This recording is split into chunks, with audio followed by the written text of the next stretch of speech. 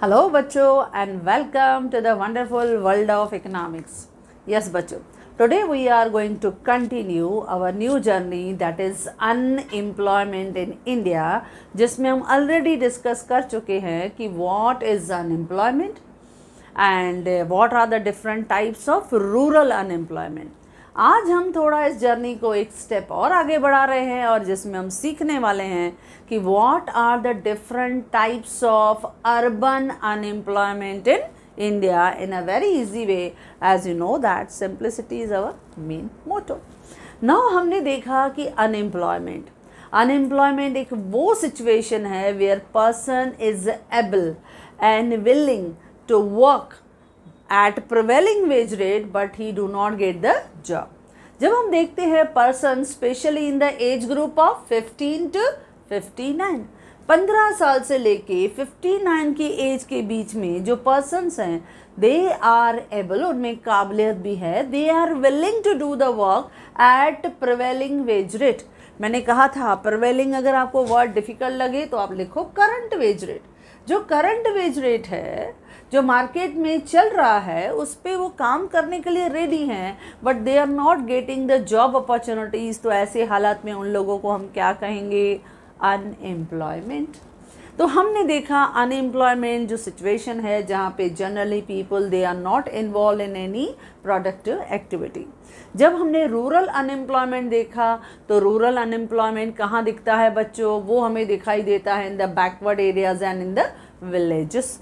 और वहाँ पे दो टाइप की अनएम्प्लॉयमेंट को हमने बहुत अच्छी तरह से समझा कि किस तरह से सीजनल अनएम्प्लॉयमेंट दिखता है, क्योंकि जब तक monsoon season is going on तो जो हमारा फार्मर है he is busy in cultivation process. लेकिन जैसे ही मानसून सीज़न ओवर हो जाता है उसका जो काम है वो स्टॉप हो जाता है.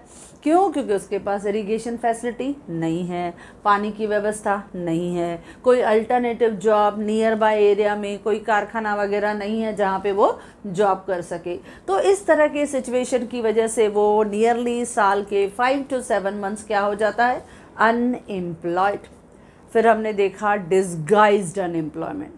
क्या कहा हमने इसको? Invisible unemployment. क्योंकि यहाँ पे लग रहा है अपरेंटली कि people are working but actually they are not contributing to the production. वो प्रोडक्शन में कुछ भी कंट्रीब्यूट नहीं कर रहा है क्योंकि मार्जिनल प्रोडक्टिविटी क्या देखा हमने बच्चों? ज़ीरो. क्योंकि यहाँ पे ये ऐसी सिचुएशन है वेयर मोर देन वर्कर्स जो रिक्वायर्ड है, एक्चुअली रिक्वायर्ड है, उससे ज़्यादा वर्कर्स जब काम करते हैं और जब हम उन सरप्लस वर्कर्स को हटा देते हैं तो भी हमारा आउटपुट जो है सेम मिल रहा है.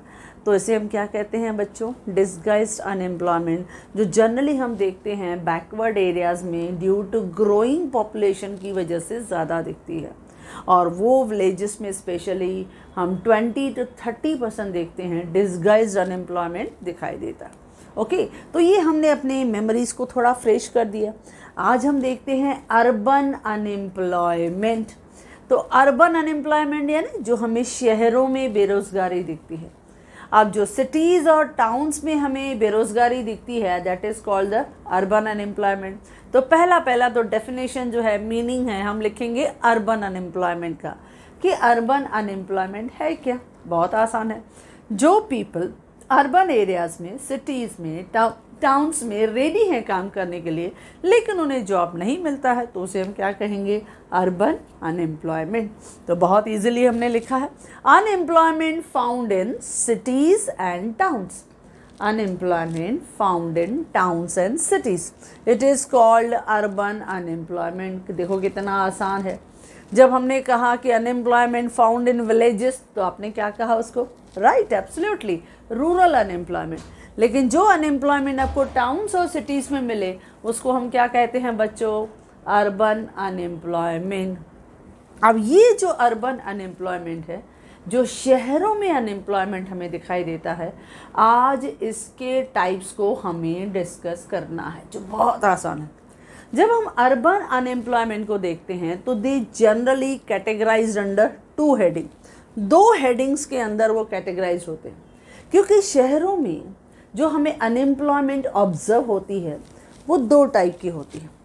सबसे मेजर हिस्सा रहता है एजुकेटेड अनएम्प्लॉयमेंट। जो पढ़े लिखे लोग हैं, they are able, they are willing, they educated हैं, लेकिन फिर भी उनको जॉब नहीं मिल रहा है। जब हम एजुकेटेड पीपल की बात करते हैं तो जनरली ये ओपन अनएम्प्लॉयमेंट की कैटेगरी जो है वो दिखाई देता है, एजुकेटेड अनएम्प्लॉयमेंट है। अब इस एजुकेटेड अनएम्प्लॉयमेंट में हम क्या देखते हैं, बाहर से अपरेंटली दिखता है जो मैट्रिकुलेट है, मैट्रिकुलेट यानी जिनका 10th SSC हो गया। अच्छा, उसके बाद जो अंडर ग्रेजुएट है, अंडर ग्रेजुएट है यानी उनका ग्रेजुएशन नहीं हुआ है लेकिन उन्होंने आइदर 12th किया है, FY SY वो पढ़ रहे हैं लेकिन उनको जॉब नहीं मिला है। दे आर इंटरेस्टेड, क्योंकि बहुत बच्चे आफ्टर 12th जब डिग्री कॉलेज को ज्वाइन करते हैं तो उन्हें मालूम है कि डिग्री कॉलेज में मॉर्निंग में उनका 4-5 आवर्स रहता है, बाकी द रेस्ट ऑफ डे जो रहता है तो उनको लगता है कि they should engage in some part time job, और वो उसके लिए इंटरेस्टेड भी होते हैं, उसके लिए विलिंग भी होते हैं, लेकिन कभी कभी उनको जॉब नहीं मिल पाता है। तो इस एजुकेटेड अनएम्प्लॉयमेंट का हिस्सा जो हम लोग कहें अंडर ग्रेजुएट जो है वो भी बनते हैं। अच्छा, ग्रेजुएट्स भी बनते हैं। ग्रेजुएट होने के बाद बहुत सारे जो बच्चे हैं वो अलग अलग सेक्टर्स में हमेशा अपना लक जो है वो ट्राई करते हैं, अप्लाई भी करते हैं, इंटरव्यू के लिए भी जाते हैं, लेकिन सबको तो जॉब नहीं मिल पाता है क्योंकि job opportunities are very limited. लेकिन जो उसके लिए अप्लाई करते हैं, एप्लीकेशंस आती हैं, वो तो बहुत सारी आती हैं, तो इसके लिए थोड़ा यहाँ पे प्रॉब्लम क्रिएट होता है। यानी ग्रेजुएट पीपल पढ़ने के बाद भी उन्हें सूटेबल जॉब नहीं मिल पाता है। Even post graduate people, highly qualified people, तो वो सब एजुकेशन अनएम्प्लॉयमेंट में आ जाते हैं। तो एजुकेटेड अनएम्प्लॉयमेंट वन कैटेगरी। दूसरी तरफ क्या दिखता है, इंडस्ट्रियल अनएम्प्लॉयमेंट। अब इंडस्ट्रियल अनएम्प्लॉयमेंट की जब हम बात करते हैं तो ये लोग इंडस्ट्रीज़ में इन्वॉल्व हैं, इंडस्ट्रीज़ में काम कर रहे हैं, लेकिन काम करते करते कुछ सर्कमस्टांसेस, कुछ सिचुएशंस, कुछ कंडीशंस इस तरह से हो जाती है कि उनको अनएम्प्लॉयमेंट होना ही पड़ता है, तो वो भी हम देखेंगे। तो ये भी एक ओपन अनएम्प्लॉयमेंट हमें दिखाई देता है, इंडस्ट्रियल अनएम्प्लॉयमेंट है। तो हम देखते हैं कि हमारा जो शहरों का अनएम्प्लॉयमेंट है, that is urban unemployment, it is divided into 2 parts. Number 1, educated unemployment. When the people they are educated, they are ready to do the work, but they are not getting the job, उसको हम क्या कहेंगे, educated unemployment. But the unemployment found among the industrial workers, जब हमें unemployment industrial workers में मिले, हो सकता है वो circumstances हम 1 by 1 आज डिस्कस करेंगे, बहुत ईजी है, बहुत अच्छी तरह से आप समझ भी जाओगे। तो जब आपको अनएम्प्लॉयमेंट इंडस्ट्रियल वर्कर्स में मिले तो उसे आप क्या कहोगे, इंडस्ट्रियल अनएम्प्लॉयमेंट। तो चलो 1 by 1 करते हैं। पहला है एजुकेटेड अनएम्प्लॉयमेंट। जैसे हम पढ़े लिखे हैं, अभी आपने 10th कंप्लीट किया है, अब 10th के बाद बहुत बच्चे हैं जो कहीं ना कहीं जॉब करना पसंद कर देते हैं कि कहीं ऑफिस में हमें छोटा मोटा काम जो है वो मिल गया, हॉस्पिटल में हमें थोड़ा काम मिल गया, किसी का असिस्टेंट बन गए, हमको काम मिल गया, तो वो करने के लिए रेडी हो जाते हैं। कोई प्यून का काम एक्सेप्ट कर लेता है। तो ऐसे बहुत बच्चे आफ्टर SSC इस तरह के लिए रेडी हो जाते हैं। वो एजुकेटेड हैं, यानी उन्होंने 10th किया है या 12th किया है या उन्होंने TY किया हुआ है या उन्होंने पोस्ट ग्रेजुएशन मास्टर्स भी किया है, but they are not getting the job, लेकिन उन्हें जॉब नहीं मिल रहा, तो उसे हम क्या कहेंगे, एजुकेटेड अनएम्प्लॉयमेंट। तो हम मीनिंग में लिखते हैं, व्हेन पीपल आर एजुकेटेड, जो लोग पढ़े लिखे हैं, and willing to do work, वो काम करने के लिए रेडी हैं। When the people are educated and willing to do work but they do not get the job, काम करने के लिए रेडी है। क्योंकि बहुत बच्चे रहते हैं जिनकी फाइनेंशियल कंडीशन इतनी अच्छी नहीं होती है, वो चाहते हैं हम थोड़ा कमाएं ताकि हम हाईली अपने आप को एजुकेट कर पाएँ। तो बहुत बच्चे ऐसे कोशिश करते हैं, लेकिन सबको जॉब नहीं मिल पाता है बच्चों। तो इसके लिए उनको क्या कहा जाता है, एजुकेटेड अनएम्प्लॉयमेंट। पढ़े लिखे हैं लेकिन कोई काम नहीं मिला, तो क्या कहोगे बच्चों, एजुकेटेड अनएम्प्लॉयमेंट। तो थोड़ा एक बार डेफिनेशन आप भी मेरे साथ रिपीट कर लो। When people are educated and willing to do work but do not get the job is called educated unemployment. बस ऐसे मेरे साथ पढ़ते चलो, हर टॉपिक इजी होता जाएगा. अच्छा, अब जब हम इस एजुकेटेड अनएम्प्लॉयमेंट की बात कर रहे हैं तो अभी हम जस्ट इन शॉर्ट लिखेंगे, क्योंकि हम 3-4 लाइन में इसको खाली बताना है कि ये एजुकेटेड अनएम्प्लॉयमेंट क्या है. तो जनरली हम ऑब्जर्व करते हैं कि ये एजुकेटेड अनएम्प्लॉयमेंट आफ्टर ऑल क्यों हो रही. लोग पढ़े लिखे हैं लेकिन फिर भी उसके बावजूद भी उनको एक जॉब क्यों नहीं मिल पा रहा है, रीजंस क्या है. तो उनके मेन कॉजेज, मेन जो reasons responsible beyond that educated unemployment है, number 1 lack of job opportunities. क्योंकि स्कूलिंग फैसिलिटीज़ इतनी बढ़ गई हैं, कॉलेज फैसिलिटीज़ हर जगह अवेलेबल कर रही, क्योंकि गवर्नमेंट चाहती है हमारा लिटरेसी रेशो बढ़े, ज़्यादा लोग पढ़े लिखे हों. इसके लिए हर जगह पे आपने देखा free and compulsory education provided है, हर जगह आपके एजुकेशन सिस्टम को प्रमोट किया जा रहा है. तो जब आप ज़्यादा से ज़्यादा एजुकेशन स्प्रेड करोगे तो पढ़े लिखे जो क्वांटिटी है पॉपुलेशन की वो ज़्यादा है, लेकिन उसके कंपैरिजन में जो जॉब अपॉर्चुनिटीज़ अवेलेबल हैं वो लिमिटेड है.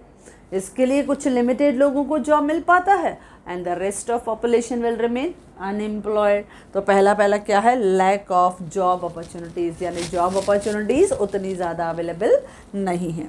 नेक्स्ट है लैक ऑफ बेटर स्किल्स. ये भी एक सेकंड प्रॉब्लम रहता है, क्योंकि हमारी जो इकोनॉमी में हम अपना एजुकेशन सिस्टम देते हैं it is purely academic, practical नहीं है. इसमें क्या है, theoretical knowledge is given but practical knowledge, how to utilise that knowledge in the working area, working place में हम उसको कैसे यूटिलाइज करें, वो स्किल, वो टैलेंट, वो एफिशिएंसी, वो कैलिबर नहीं हो पाता है, जिसकी वजह से आपके पास इतना स्किल नॉलेज नहीं हो पाता है कि you can immediately adjust with the working atmosphere. आप देखो बहुत बार ऐसा होता है कि जब हम इंटरव्यू देने जाते हैं, बहुत से पढ़े लिखे लोग जो हैं वो जॉब के लिए आते हैं. अब सबको तो जॉब नहीं मिलता है, लेकिन जब वो इंटरव्यू इस तरह से लेते हैं और उन्हें पता चलता है कि कुछ लोग एक्सपीरियंस्ड हैं, उनको 4-5 साल का एक्सपीरियंस है. अब ऐसे केसेस में आप जनरली देखोगे दो that particular person is less qualified, भले वो कम क्वालिफाइड रहेगा लेकिन वो स्किल्ड है, वो टैलेंटेड है, वो एक्सपीरियंस्ड है, तो job will be offered to that person. क्यों? क्योंकि स्किल्ड पर्सन को ज़्यादा ट्रेन नहीं करना पड़ेगा, आराम से काम होने लगेगा और वो उनका आउटपुट भी ज़्यादा होता है, क्योंकि वो ऐसे एटमॉस्फेयर से फैमिलियर होते हैं, क्योंकि उनका टैलेंट बोलता है, उनका स्किल बोलता है. लेकिन यहाँ पे क्या है, ट्रेनिंग सेंटर्स उतने अवेलेबल नहीं हैं, वोकेशनल गाइडेंस प्रोवाइडेड नहीं है हर जगह कि ये नॉलेज आप में होना चाहिए, ये स्किल, ये एबिलिटीज़ आप में इंकलकेट होनी चाहिए, जिसकी वजह से इजीली जॉब मिलता है. लेकिन ये प्रॉब्लम होता है. तो सेकंड प्रॉब्लम है लैक ऑफ बेटर स्किल. बहुत से लोगों में उस तरह का स्किल, उस तरह का टैलेंट, उस तरह का एफिशिएंसी, उस तरह का एक्सपीरियंस अवेलेबल नहीं होता है, जिसकी वजह से उनको जॉब नहीं मिल पाता. Then lack of awareness about the available job. कभी कभी ये भी रीज़न होता है कि हर एक को पता नहीं चलता है कि वेयर जॉब अपॉर्चुनिटीज़ अवेलेबल, कहाँ पे वो जॉब अपॉर्चुनिटीज़ अवेलेबल हैं, so that I will go there and I will provide my all जो नॉलेज है, टैलेंट है, मैं उनको दूँ, उनके साथ शेयर करूँ. ऐसा नहीं हो पाता. तो ये भी कभी कभी दिखाई देता है. बहुत से लोगों को पता ही नहीं चलता है कहाँ पे जॉब अपॉर्चुनिटीज़ अवेलेबल है और कहाँ पे जाके वो कांटेक्ट करें. इसके लिए वो क्या करते हैं, एक एक से पूछते रहते. लेकिन आजकल क्या हो गया, आजकल सोशल प्लेटफॉर्म काफ़ी यूज़फुल है. You will see that easily जो है उनको डिफरेंट ऐप्स के थ्रू उनको नॉलेज मिल जाता है कि यहाँ पे रिक्रूटमेंट हो रहा है, यहाँ पे जॉब वैकेंसीज अवेलेबल हैं. वो डायरेक्टली ऑनलाइन ही अप्लाई करते हैं, ऑनलाइन ही इंटरव्यू देते हैं. तो आजकल ये आसान हो गया है. लेकिन फिर भी आप देखोगे सब बच्चे यूज़ नहीं करते हैं, क्योंकि फ्यू सिलेक्टेड जो अवेयर रहते हैं about these apps, about these knowledge, they can use it, वही यूज़ करते हैं. या कुछ नियर बाय प्लेसमेंट ऑफिसेस रहती हैं, वो सर्विसेज प्रोवाइड करते हैं, वहाँ से भी बहुत बच्चों को जो है वो जॉब मिल जाता है.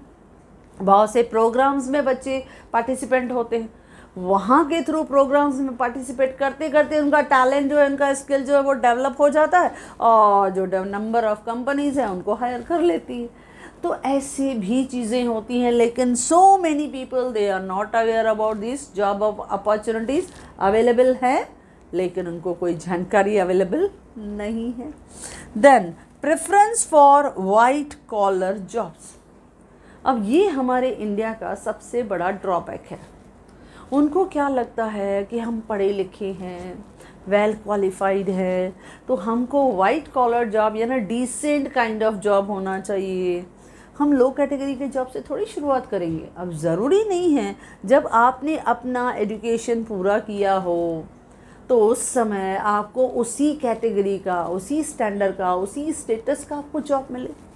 कभी कभी क्या होता है, some people they have to accept under employment.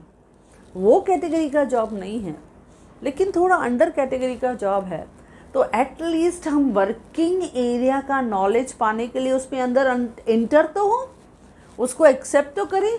लेकिन पीपल को क्या लगता है, नहीं भाई इससे मेरी रेस्पेक्ट, मेरी इज्जत का क्या होगा, मेरी गुडविल का क्या होगा, यानी they prefer white collar job कि एकदम मस्त एयर कंडीशन ऑफिस होनी चाहिए, उसमें मैं काम करूँगा। तो ये भी एक जो माइंड सेट है वो बन जाता है। ये सोच, माइंड सेट जो है वो बदलना है, क्योंकि वर्क इज़ वर्शिप, काम पूजा है। काम कोई छोटा बड़ा नहीं होता है, काम काम ही होता है। आप देखो जो टेक्नीशियंस हैं, जो गैरेज में काम करते हैं, जो एयर कंडीशन बनाने आते हैं, जो हमारे रेफ्रिजरेटर को ठीक करते हैं, कितने चार्जेस लेते हैं। यानी जितनी वो विज़िट करेंगे उतने उनको जो चार्जेस हैं उस हिसाब से मिल जाते हैं। या हमारे 2 व्हीलर 4 व्हीलर की जब हम सर्विसेज के लिए देते हैं, thousands of rupees are we are ready to do on do service for our vehicles देते हैं। लेकिन वो टेक्नीशियंस, जो मैकेनिक आता है, जो टेक्नीशियन है, हम कैसे देखते हैं, टेक्नीशियन का काम, मैकेनिक का काम आपको कम लगता है, यानी आपको वाइट कॉलर जॉब जो है वो अच्छा लगता है। जबकि टेक्नीशियन और मैकेनिक जो जॉब है वो आपके एजुकेटेड पढ़े लिखे बंदों से भी ज़्यादा कमाते हैं। आप ओवरऑल कभी जजमेंट करके देखो, once you are skilled, one you are talented, they are earning more than that. ये चाट वालाज हैं, सैंडविचेस वाले हैं, आप देखो व्हेन वी प्रेफर, क्योंकि इंडिया में हम खाने पीने को, because we are foodie people, we love to eat it. तो जहाँ पे आप देखो द चाट वाला पीपल, सैंडविच जहाँ पे हम लोग ग्रिल सैंडविच वगैरह पसंद करते हैं, they are earning higher than an educated person. लेकिन हमारा प्रेफरेंस किसकी तरफ से है कि एक वाइट कॉलर जॉब होना चाहिए, हम एयर कंडीशन ऑफिस में काम करें, हमारे पास 8 आवर्स का जॉब शेड्यूल है वो होना चाहिए। यानी बाकी के काम हमको क्या लगता है, लोअर स्टैंडर्ड लगता है। ये थॉट, ये थिंकिंग बदलनी चाहिए, ये सोच बदलनी चाहिए। कोई भी टैलेंट हो, कोई भी स्किल्ड हो, अगर आप उसमें से अच्छी तरह से उसमें से कमाने की ताकत रखते हैं तो आप अपने आप को सेल्फ एम्प्लॉयड भी कर सकते हैं। भले हम पढ़े लिखे हैं ना, तो क्या हुआ, even though we are educated. ऐसा नहीं सोचना चाहिए कि जब तक वाइट कॉलर जॉब नहीं मिलता है, मेरे प्रेफरेंस का जॉब नहीं मिलता है, till then I will remain unemployed. भाई something is better than nothing. तो कुछ तो आप काम करो, वर्किंग एरियाज़ के अंदर एंटर करेंगे, लोगों से मिलेंगे तो जानकारी होगी, अवेयरनेस होगी, तो बट नेचुरल जहाँ पे जॉब अवेलेबिलिटी होगी मालूम भी तो पड़ेगा। लेकिन उसमें इंटर करना चाहिए, ऐसे नेगेटिव एस्पेक्ट्स नहीं रखना चाहिए कि नहीं नहीं हम इसमें तो जाएंगे नहीं। तो इसके लिए बहुत से लोग हैं जिनको प्रेफरेंस रहता है फॉर वाइट कॉलर जॉब, जिसकी वजह से अनएम्प्लॉयमेंट का प्रॉब्लम होता है। ओके बच्चों, तो ये था एजुकेटेड अनएम्प्लॉयमेंट। क्या कहा हमने, when people are educated and willing to do work but do not get the job is called educated unemployment. अभी आप पूरी तरह से समझ गए, तो चलो बढ़ते हैं इंडस्ट्रियल अनएम्प्लॉयमेंट। नाउ ये जो इंडस्ट्रियल अनएम्प्लॉयमेंट है, यानी इंडस्ट्रीज़ के अंदर अनएम्प्लॉयमेंट दिखाई देती है, उसके पीछे कुछ रीज़न्स होते हैं, यानी आपके कुछ रीज़न्स जो जिसकी वजह से इस इंडस्ट्री में अनएम्प्लॉयमेंट का प्रॉब्लम क्रिएट होता है। तो सबसे बड़ा प्रॉब्लम तो यही होता है कि ग्रोइंग पॉपुलेशन बढ़ती है, इसकी वजह से भी ये प्रॉब्लम जो है वो हमें ज़्यादा दिखाई देता है। तो एक तो है आपका स्लो इंडस्ट्रियलाइजेशन, हमारा इंडस्ट्रियलाइजेशन का जो स्पीड है, जो ग्रोथ है, वो बहुत धीरे धीरे हो रहा है। इसके लिए उतनी जॉब अपॉर्चुनिटीज़ नहीं मिल पा रही हैं जितनी हमारी पॉपुलेशन है। ये हमने देखा था, क्योंकि हमारा जो ग्रोथ का स्पीड है वो स्लो है, लेकिन पॉपुलेशन का जो बढ़ने का स्पीड है वो थोड़ा फास्ट है। तो पॉपुलेशन ज़्यादा है लेकिन हमारे पास ग्रोथ रेट उतना ज़्यादा नहीं है, तो थोड़ा मिसअंडरस्टैंडिंग, यानी हम लोग कहें इम्बैलेंस, मिसअंडरस्टैंडिंग हम नहीं बोलेंगे, इम्बैलेंस हो जाता है कि एक तरफ पॉपुलेशन ज़्यादा, इंडस्ट्रीज़ का नंबर कम, तो हमारे पास अब वैकेंसीज उतनी नहीं है जितनी हमारे पास पॉपुलेशन है। तो थोड़ा ये प्रॉब्लम, तो स्लो इंडस्ट्रियलाइजेशन है plus rapid growth of population है, ये भी हमने प्रॉब्लम देखा।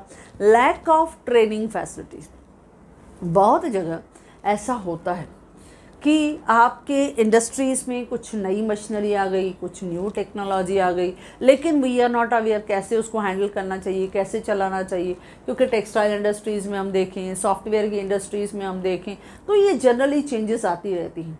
या ऑटोमोबाइल्स हो या इलेक्ट्रॉनिक्स हो, इसमें भी आप देखते हो हमेशा technology will go on changing, क्योंकि कस्टमर उनको पसंद करता है and we are competing with the world के प्रोड्यूसर्स। तो हमें भी वो टेक्नोलॉजी अपनी इंडिया में एक्सेप्ट करनी है।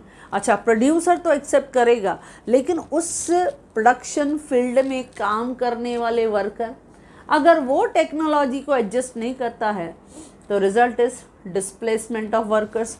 वो वर्कर्स को रिमूव कर देते हैं, डिस्प्लेसमेंट यानी वर्कर्स को रिमूव कर देंगे। अब वर्कर्स को रिमूव कर दिया यानी अनएम्प्लॉयमेंट हो गया ना, तो ये प्रॉब्लम आता है। Then low mobility of labours, कभी कभी लेबर जो रहता है वो आसानी से कहीं जाने के लिए रेडी नहीं होता, क्योंकि ऐसा भी होता है। वे सपोज़ कभी कभी ऐसे होते हैं कि कुछ प्रोड्यूसर अपने प्लांट की कैपेसिटी को बढ़ाना चाहता है, वो थोड़ा मॉडर्नाइज करना चाहता है, एक्सपांशन करना चाहता है, लेकिन वो एरिया ऑलरेडी क्राउडेड हो गई, तो उसने क्या किया, दूसरे स्टेट में अपना प्लांट को शिफ्ट कर दिया।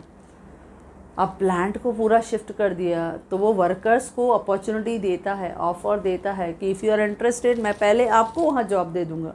लेकिन कभी कभी लेबर अपनी मोबिलिटी को प्रेफरेंस नहीं देता, वो बोलता है नहीं मेरी फैमिली इधर है, मेरे बच्चे इधर हैं, मेरा नेटिव प्लेस इधर है, तो इसके लिए वो वहाँ पे स्टक हो जाता है, तो उसकी वजह से वो उसका जॉब चला जाता है। तो ज़्यादातर ये देखा गया है कि ये 4-5 कुछ ऐसे रीजंस हैं जिसकी वजह से इंडस्ट्रियल अनएम्प्लॉयमेंट हमें दिखाई देती है। तो चलो अब देखते हैं इंडस्ट्रियल अनएम्प्लॉयमेंट, जो 4 कैटेगरी इंडस्ट्रीज़ में 4 टाइप की अनएम्प्लॉयमेंट दिखाई देती है। नंबर 1, पहला टेक्नोलॉजिकल अनएम्प्लॉयमेंट, जो हम बात कर रहे थे कि एक प्रोड्यूसर टेक्नोलॉजी में बदलाव लाता है, चेंजेस लाता है, एडवांस्ड एंड मॉडर्न मशीनरी लेके आता है, और जब मशीनरी बदलती है, एडवांस टेक्नोलॉजी आती है, सोफिस्टिकेटेड मशीनरी आती है, अब इसमें वर्कर को ट्रेनिंग होना ज़रूरी है। अगर वर्कर को प्रॉपर ट्रेनिंग नहीं है, उसे मशीन को ऑपरेट करने नहीं आया, तो एज अ रिज़ल्ट लेबर को डिस्प्लेसमेंट निकाला जाता है। जो क्वालिफाइड है, जो ट्रेंड है, जिसको टेक्निकल नॉलेज है, उसको रखा जाता है, बाकी वर्कर्स को निकाला जाता है।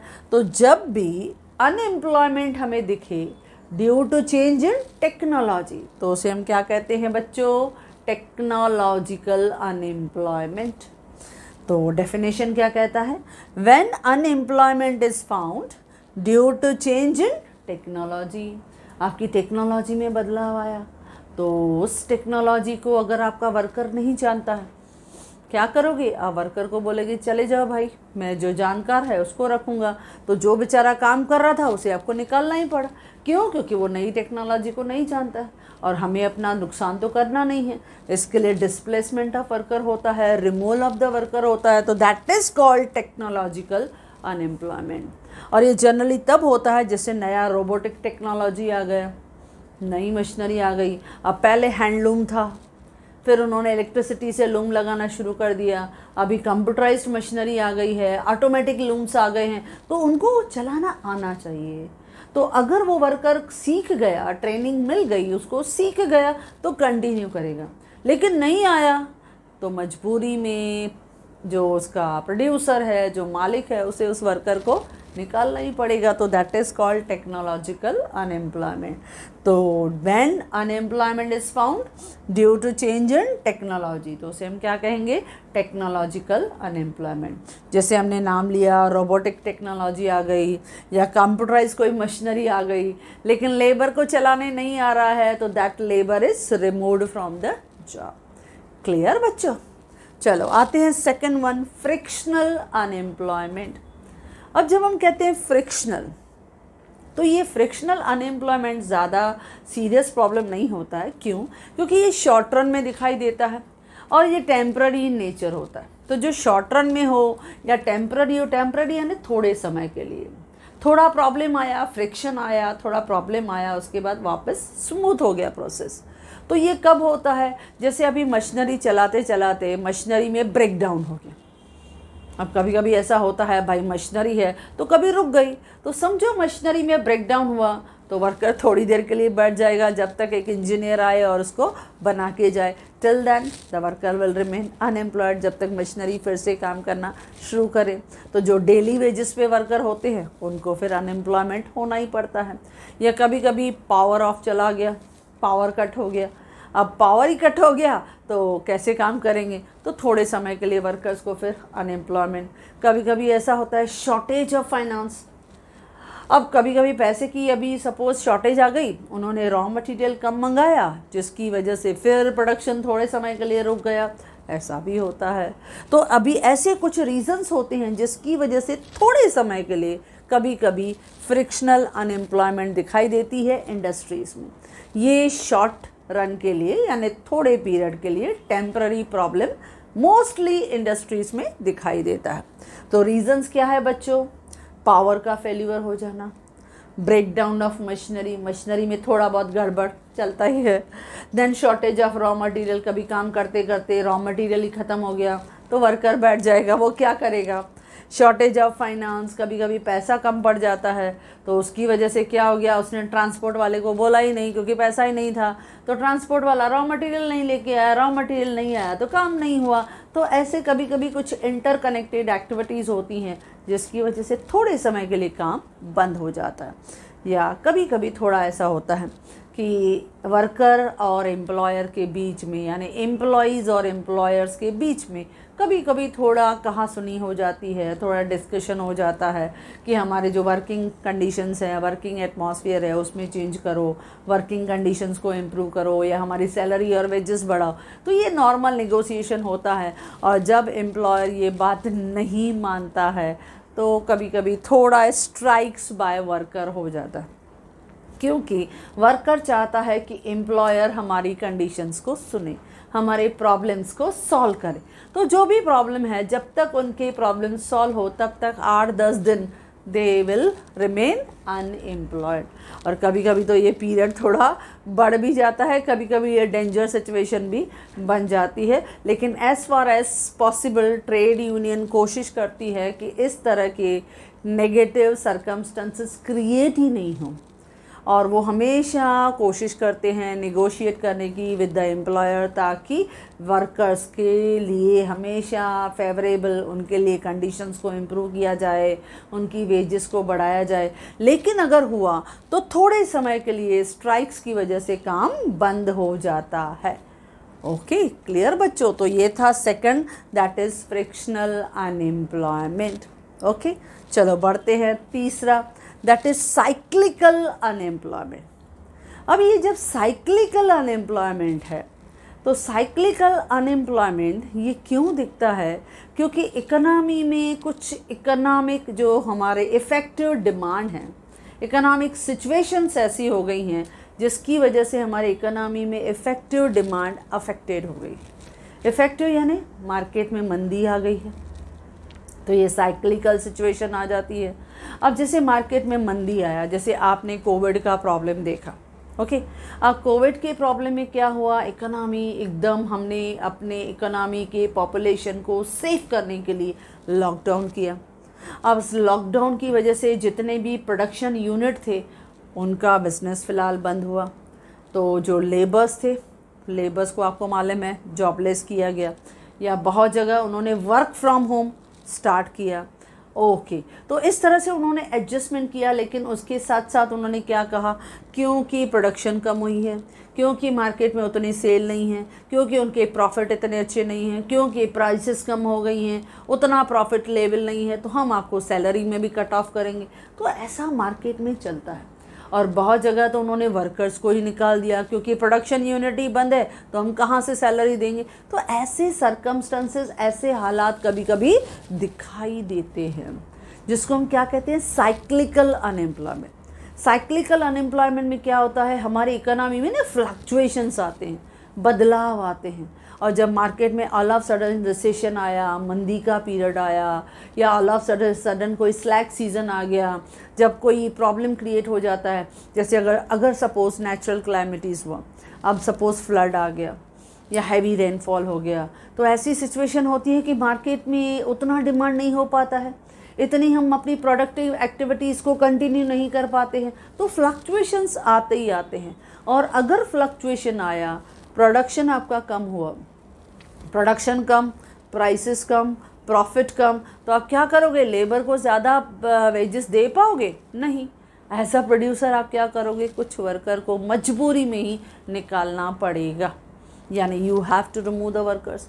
तो ये क्या होता है, साइक्लिकल अनएम्प्लॉयमेंट। जब ऐसा इकोनॉमी का चक्र घूमता है, साइकिल घूमता है कि बदलाव आया, फ्लक्चुएशंस आया, तो ये अनएम्प्लॉयमेंट दिखती है। तो when unemployment is created due to cyclical fluctuation, fluctuation मतलब चेंजेस इन द इकोनॉमी, तो उसे हम क्या कहते हैं, साइक्लिकल अनएम्प्लॉयमेंट। इसमें एक ही प्रॉब्लम होता है, हमारी इफ़ेक्टिव डिमांड कम हो जाती है। इफ़ेक्टिव डिमांड यानी हम गए मार्केट में, मुझे ये चाहिए और उसके लिए मेरे पास पैसा है, I am ready to spend. क्योंकि जब मंदी आ जाती है ना, जब रिसेशन आता है, तो हमारे पास उतना पैसा नहीं होता है। हम चाहते हैं हम परचेज़ करें, लेकिन हम नहीं कर पाते क्योंकि उतना कमाते ही नहीं हैं। तो हम खर्चा कहाँ से करेंगे, तो हमारा परचेजिंग पावर क्या हो जाता है बच्चों, रिड्यूस हो जाता है। और ऐसे कभी कभी हालात हमारे इकोनॉमी में हो जाते हैं, जिसकी वजह से ये साइक्लिकल अनएम्प्लॉयमेंट दिखता है, यानी मजबूरी में प्रोड्यूसर कुछ वर्कर्स को निकाल देता है, क्योंकि प्रॉफिट रिड्यूस हो गए, तो उसे ज़्यादा वर्कर्स की ज़रूरत नहीं होती है। Last, structural unemployment. देखो नाम ही बताता है स्ट्रक्चरल अनएम्प्लॉयमेंट, क्योंकि इकोनॉमी में कुछ स्ट्रक्चरल चेंजेस आते हैं, कभी बदलाव आते हैं, जिसकी वजह से कभी कभी अनएम्प्लॉयमेंट का प्रॉब्लम क्रिएट हो जाता है। अब जैसे एग्जांपल देती हूँ, कुछ कुछ एरियाज़ में आप देखो घोड़ा गाड़ी चलती है, तांगा वगैरह चलता है। अब जहाँ घोड़ा गाड़ी तांगा चलता है, अब आपका इकोनॉमी में स्ट्रक्चरल चेंजेस हुआ, क्या आ गया, ऑटो रिक्शा आ गया, तो घोड़ा गाड़ी और तांगे वाले क्या हो जाएंगे, अनएम्प्लॉयड, क्योंकि वहाँ लोग बैठना पसंद नहीं करेंगे, जल्दी ऑटो में बैठे और पहुँच गए। बट नेचुरल स्पीड का ज़माना है, हर एक को घाई घाई रहती है, तो nowadays nobody have the time, money and energy to waste, तो ये प्रॉब्लम होता है। तो जब कुछ स्ट्रक्चरल बदलाव आते हैं, तो बट नेचुरल इकोनॉमी में बदलाव आते हैं। अब जैसे से फॉर एग्जांपल पहले लोग टाइपराइटर्स की बहुत ज़रूरत होती थी, सीखते थे, लेकिन आजकल मोबाइल में यूज़ करके हमारे दोनों उंगलियां जो है वो चलती रहती हैं, उसी के थ्रू हम लोग उसमें टाइप करवाते रहते हैं। तो आजकल तो हर चीज़ कंप्यूटराइज्ड हो गई है, आजकल हर टेक्नोलॉजी बदल गई है, तो उन लोगों की ज़्यादा ज़रूरत ही नहीं पड़ती है, क्योंकि आजकल हम लोग देखते हैं हमारे मोबाइल में ही हमारा मिनी कंप्यूटर है, each and everything is over there, जो चाहिए हम लोग प्रिंट आउट निकाल लेते हैं। तो देखो उनकी डिमांड कम हो गई है। बहुत लोग तो पहले शुरू में हम साइबर में जाते थे, लेकिन आजकल उसकी भी ज़रूरत नहीं है, हमारे पास मोबाइल में है, घर में प्रिंटर है, फटाफट हमने निकाल लिया, उनके पास हम गए ही नहीं, तो उनकी डिमांड कम हो गई है। तो ये सब चीज़ें, या देखो और अभी मोबाइल की ही बात निकली है, तो मैं जैसे कहूँ, पहले हम लोग क्या करते थे, कैमरा लेते थे, या हम स्पेशली फ़ोटो स्टूडियो जाते थे, और हम लोग अपने फैमिली का फ़ोटो, यानी उस समय कैमरा लेना, कैमरा को जब हम विज़िट करने जाते हैं, ट्रैवल करते समय हम लोग कैमरा यूज़ करते थे, बराबर। तो कैमरास की उस समय ज़रूरत भी होती थी, बहुत लोग शौक़ से परचेज़ करते थे, कैमरास के रोल्स का डिमांड रहता था। लेकिन आजकल देखो, वी आर हैविंग मोबाइल्स, और मोबाइल में ही कैमरा है, जब चाहिए जितने फ़ोटोज़ चाहिए, अनलिमिटेड हम लोग कहते हैं, हमको ज़रूरत ही नहीं है कैमरा की, तो देखो उनकी डिमांड कम हो गई ना, उनकी प्रोडक्शन बंद हो गई ना। तो जब ऐसे इकोनॉमी में स्ट्रक्चरल चेंजेस आते हैं, ऑल ऑफ सडन डिमांड बदल गई, तो जो लोग उस तरह का ओल्ड प्रोडक्ट बनाते थे वो पूरा प्रोडक्शन यूनिटी बंद हो गया, और वो जो वर्कर्स वहाँ काम कर रहे थे वो सब अनएम्प्लॉयड हो गए। तो कभी कभी ऐसे स्ट्रक्चरल चेंजेस आते हैं, इकोनॉमी बदलती है, और जब ऐसे बदलती है ना तो बच्चों ये लॉन्ग टर्म प्रॉब्लम है। जैसे मैंने कहा कि पहले तांगा चलता था, घोड़ा गाड़ी चलता था, लेकिन आजकल क्या है, ऑटो रिक्शा है। उसके लिए नहीं, सपोज हम ज़्यादा लोग हैं, वी विल प्रेफर टैक्सी, या अगर टैक्सी वाले ऑटो रिक्शा वाले ज़्यादा लेते हैं वही प्रेफर ओला, वही प्रेफर उबेर, हमारे पास तो दूसरे ऑप्शंस हो जाते हैं। तो आजकल ये सब चीज़ें स्ट्रक्चरल चेंजेस ला रहे हैं, बदलाव हम पसंद कर रहे हैं, नॉट ओनली हियर पर प्रोडक्शन यूनिट में भी। भाई पहले सपोज जो मशीनरी थी, जो ओल्ड टेक्नोलॉजी थी, उसकी जगह अगर रोबोटिक मशीनरी ने ले लिया, खुद ब खुद काम कर रहा है रोबोटिक, तो वैसे लेबर का प्रॉब्लम आ सकता है, रोबोटिक मशीनरी का तो प्रॉब्लम भी नहीं आएगा। प्रोडक्शन कैपेसिटी अच्छी, क्वालिटी भी अच्छी, एक्सपोर्ट ओरिएंटेड क्वालिटी रहेगी, और यही सब चीज़ें प्रोड्यूसर को आजकल चाहिए, क्योंकि इससे कॉस्ट कटिंग होती है। तो ये स्ट्रक्चरल चेंजेस है जिसकी वजह से लेबर को रिमूव किया जाता है। तो स्ट्रक्चरल चेंजेस के लिए जब आपका मार्केट में बदलाव आता है और उसकी वजह से आपने कुछ वर्कर्स को निकाल दिया बच्चों, तो क्या कहोगे, स्ट्रक्चरल अनएम्प्लॉयमेंट। तो चलो डेफिनेशन देखते हैं। When unemployment is arise due to structural changes in the economy, economy में स्ट्रक्चरल चेंजेस आया, बदलाव आया, उसकी वजह से आपने कुछ वर्कर्स को निकाल दिया, तो that is called structural unemployment. ये लॉन्ग टर्म का प्रॉब्लम होता है। और इसमें क्या होता है, जहाँ पे demand for factors of production है या supply of factors of production है, दोनों में इफेक्ट आता है, दोनों अफेक्टेड होते हैं। जो डिमांड करने वाले हैं उनका भी पैटर्न बदल गया, जो सप्लाई करने वाले हैं उनका भी पैटर्न बदल गया, क्योंकि कभी कभी हालात टोटली बदल जाते हैं, न्यू हो जाते हैं। और आजकल हमें ये सब न्यू चीज़ें, जैसे मैंने कहा कैमरा की आजकल ज़रूरत ही नहीं, हमारे पास मोबाइल है, जब चाह हमने अपना सेल्फी से अपने फ़ोटोज़ जो है वो क्लिक कर लेते हैं, तो हमको कैमरा की ज़रूरत क्या है। या आप देखो, हम लोग बात करते हैं, जैसे हमने कहा टाइपराइटर की ज़रूरत ही नहीं, हमने इमीडिएटली अपने मोबाइल में से टाइप करके हमने उसका प्रिंट आउट निकाल दिया। तो कितने चेंजेस आ गए हैं। ये सब चीज़ें जो हैं वो आपकी इकोनॉमी में स्ट्रक्चरल चेंजेस दिखाता है, टेक्नोलॉजी का चेंजेस दिखाता है, जिसकी वजह से आपकी इकोनॉमी में बदलाव आता है। या कभी कभी जैसे मैंने कहा, पूरा आपके प्रोड्यूसर ने इंडस्ट्री यहाँ से दूसरी जगह शिफ्ट कर दिया, क्योंकि उसको एक्सपांशन करना था, मॉडर्नाइजेशन करना था, तो उसने प्लांट ही दूसरी जगह बदल दिया। तो उसके कॉजेज़ क्या हैं बच्चों। Number 1, change in government policy. कभी कभी गवर्नमेंट की पॉलिसी बदल जाती है, गवर्नमेंट की पॉलिसी बदल जाती है, यानी न्यू पॉलिसी आ गई। तो उस न्यू पॉलिसी के अंदर जैसे उन्होंने बता दिया था कि पोल्यूशन को कंट्रोल करना था, तो जो केमिकल प्रोसेसिंग से रिलेटेड इंडस्ट्रीज़ थी उनको रेसिडेंशियल एरियाज़ में परमिट नहीं किया गया। तो क्या किया उन्होंने, उस इंडस्ट्रीज़ को प्लेस छोड़ के जाना ही था, उनको आउटस्कर्ट्स में जाना है, शहरों के बाहर जाके करना है। तो जो लेबर मोबिलिटी पसंद करेगा, जो जाना पसंद करेगा वो जाएगा, नहीं तो वो बोल देंगे आप जॉब छोड़ दो, मैं वहाँ के किसी वर्कर को अपॉइंट कर दूंगा। तो ये प्रॉब्लम कभी कभी आता है, क्योंकि चेंज इन द गवर्नमेंट की पॉलिसीज़ कभी ऐसा हो जाता है, उनको कंट्रोल करना है, कभी पोल्यूशन का प्रॉब्लम आता है, कभी और प्रोडक्ट प्रोसेसिंग का प्रॉब्लम आता है। तो अगर गवर्नमेंट पॉलिसीज़ की वजह से कुछ ऐसा इशू होता है तो some time they will remove the workers. Then shortage of capital, कभी कभी कैपिटल का शॉर्टेज हो गया जिसकी वजह से उन्होंने कुछ वर्कर्स को निकाल दिया, तो ऐसा भी इफेक्ट रहता है।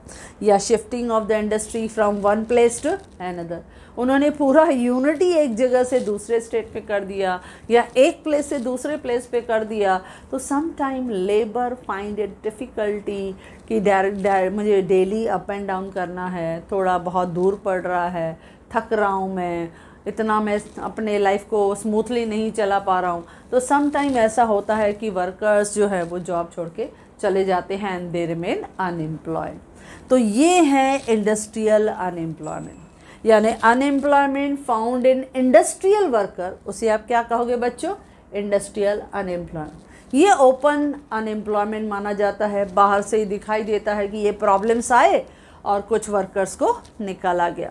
उनके रीजंस क्या थे कि इंडस्ट्रियलाइजेशन का प्रोसेस थोड़ा स्लो है, आपका पॉपुलेशन थोड़ा तेज़ी से बढ़ रहा है, प्लस आपकी जो पॉपुलेशन है उनके पास उतनी वोकेशनल गाइडेंस नहीं है, उतनी ट्रेनिंग सेंटर्स उनके पास अवेलेबल नहीं है कि उनको हर टेक्नोलॉजी का नॉलेज हो, प्लस मोबिलिटी ऑफ लेबर बहुत लिमिटेड है, लेबर जल्दी एक जगह से दूसरी जगह जाना पसंद नहीं करता। तो 4 तरह के अनएम्प्लॉयमेंट थे। अगर नया टेक्नोलॉजी आया और कुछ वर्कर को निकाल दो तो टेक्नोलॉजिकल अनएम्प्लॉयमेंट, जिसके लिए मैंने कहा रोबोटिक टेक्नोलॉजी, कंप्यूटराइज्ड या मॉडर्न या सोफिस्टिकेटेड मशीनरी। फ्रिक्शनल अनएम्प्लॉयमेंट, ये तो शॉर्ट टर्म और टेम्पररी होता है, आया और जल्दी सॉल्व भी हो जाता है, तो टेम्पररी है, टेंशन नहीं है, लेकिन फिर भी होता है। रीजंस क्या है? बहुत आसान है। पावर फेल्यूर, आप भी मेरे साथ बोलो।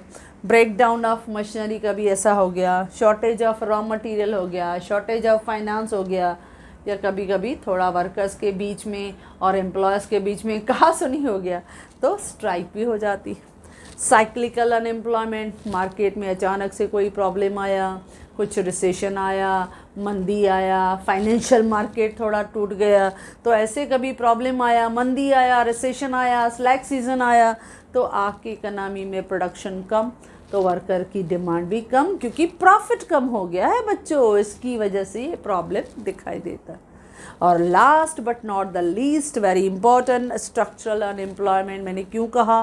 क्योंकि ये लॉन्ग टर्म होता है, इसका सॉल्यूशन बहुत मुश्किल से है जो निकलता है, क्योंकि इसमें क्या है, स्ट्रक्चर ही चेंज हो गया, यानी टोटली उसमें बदलाव आ गया, उसकी टेक्नोलॉजी में, उसके मैनेजमेंट में, उसके सिस्टम का स्ट्रक्चर ही जब बदल जाता है, उसकी वजह से अगर कुछ वर्कर्स को डिस्प्लेसमेंट किया जाए तो that is called structural unemployment. ये क्यों होता है? क्योंकि गवर्नमेंट की पॉलिसीज़ वैसे पास की गई तो उनको मानना ही पड़ता है, या फिर शॉर्टेज ऑफ कैपिटल उनको दिखाई दिया, या तो उन्होंने इंडस्ट्रियल यूनिट ही पूरा यहाँ से निकाल के दूसरे प्लेस पे शिफ्ट कर दिया, लेकिन वर्कर वहाँ जाने के लिए, डेली अप एंड डाउन करने के लिए रेडी नहीं है, क्योंकि कभी कभी पॉसिबल नहीं भी होता है। ओके बच्चों, तो ये थे different types of urban unemployment, जो डिवाइड हुआ 2 पार्ट्स में, एक एजुकेटेड अनएम्प्लॉयमेंट जो सेपरेटली किया, और दूसरा इंडस्ट्रियल अनएम्प्लॉयमेंट जो 4 पार्ट्स में डिवाइड हुआ। ओके बच्चों, तो जिस तरह से ये पार्ट मैंने आपको एक्सप्लेन किया, in the same way, in a very easy language, मैंने आपको रेडीमेड प्रेजेंट करके अपने नोट्स में भी बता दिया है। तो यस बच्चों, if you like this video, do share with your friends, and if you want my handwritten notes, the link is given in the description box. Thank you.